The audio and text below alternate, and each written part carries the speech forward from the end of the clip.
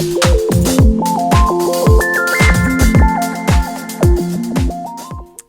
po, Steffi here. Welcome back to my channel. Ayan, pasensya na po at nagbabalik. Medyo matagal, pasensya na po at nag-focus po ako sa paglipat ng bahay, ng tirahan. Pero nandito na po ako ulit. And welcome back to my channel. Ayan, welcome back po sa ating lahat. So, ang tarot reading natin for today ay para naman po kay Nadine Lustre. Okay? So, ito na po yung kanyang cards. Single tarot read po muna tayo ngayon. Para kay Nadine. Okay, so first card. Seven of Swords. Ang lungkot naman kagad. First card. Ang card ng deceit. Cheating. Panloloko. Lies. Or pagsisinungaling. Betrayal. Maring ninakawan siya. Maring tinakbuhan dahil may ninakaw nga, ganun, or tinakbuhan, niloko, pinagsinungalingan, whatever, o basta yan ang card ng panloloko, betrayal, cheating. Okay, so may panlolokong nangyari. Next card, death card. So maring yan ang kanyang death card. Ang kailangang may matapos or maputol or magwakas, endings, para kailangang mag-move on, para dumating ang mga bagong opportunities, new beginnings. Ayun, yun naman ang kagandahan ni death card. Okay, merong kailangang matapos or mawala para dumating ang mga bago. Okay, yan ang kanyang transformation, ng rebirth, time to move on. So kung meron mang panloloko dyan, time to move on. Okay, let go. Alright, next. Wow, Ace of Wands. O, diba? Ganda.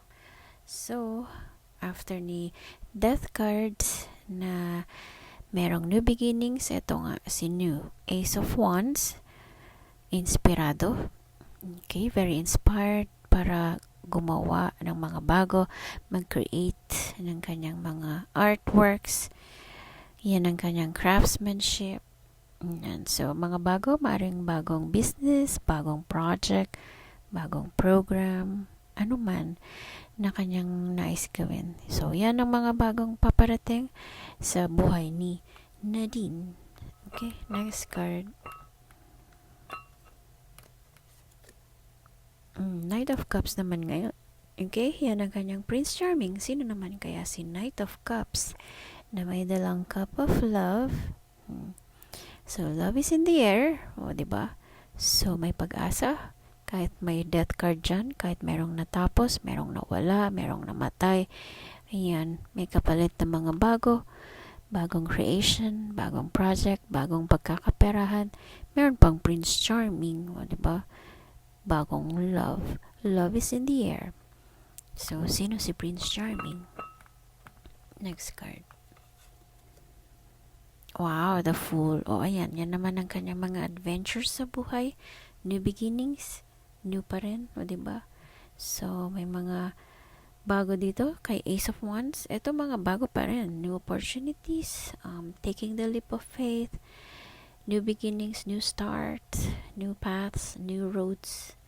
O, ano man yung tatahakin niya doon, magiging successful daw siya. Sabi na the Fool card.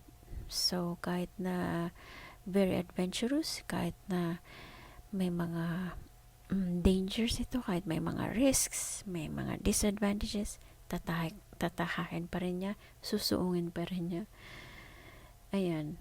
Okay, no matter what, by hook or by crook, basta gusto niyang gawin. So, maaaring ang kanyang new adventures, kasali doon si Prince Charming. Okay? So, next card. What's this? The Hierophant. O, diba? Si Hierophant.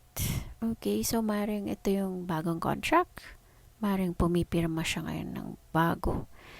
Maring ding consultation ito na nagaganap. Maring meron siyang nilalapitan ngayon. Maring politician, maring ding pari para hingan ng advice or hingan ng payo. Or maring din namang marriage ito or kasalan. Mare. Okay. Next card.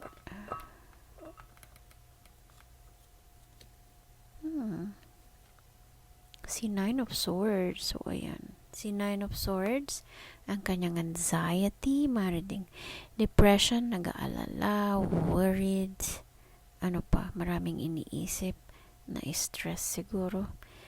Okay, maring dahil dyan. Kaya, yan, merong kailangang i-let go or kailangang magpaalam, kailangang matapos. Okay? Marading nababangungot lang siya. May mga nightmares. Or, what else? Or maring may na-miss lang siyang tao. Or kung anxiety man yan, kailangan niya ng consultation dyan. Okay? Hindi kaya na-anxiety dahil dito sa cheating, lying, betrayal, mare. Pero, nagwakas na yun. Tapos na. Time to move on. Okay, so next card. Wow, si Devil card naman ngayon. O, diba itong mga tukso?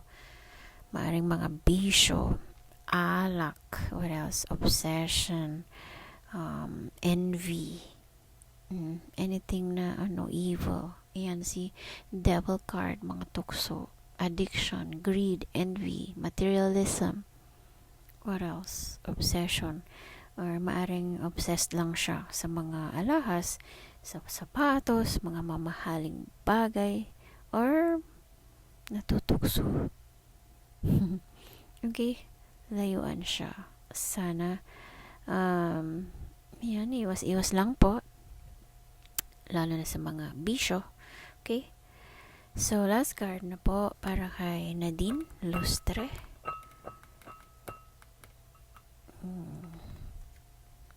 Wow, Four of Pentacles. So ayan, yan ang kailangan natin sa buhay, ang magtipid, mag-save ng money para sa future, which is yan naman ang kanyang ginagawa. Okay, so kung may mga new adventures, new beginnings dyan, kailangan niya mag-save para sa future, para maging stable, maging established. Pagdating ng panahon ay paupo-upo na lang siya. Kahit na retired, at least merong madudukot, merong magagamit, stable, walang problema, walang anxiety, walang depression. Okay, so yan, kailangan niyang i-secure ang future, which is very smart move. Okay, so first card, ang cheating, betrayal, dishonesty.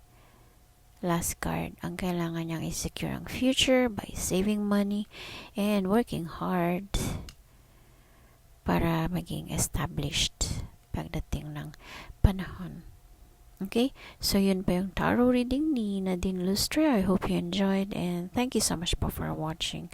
Again, please don't forget to like and subscribe to my channel.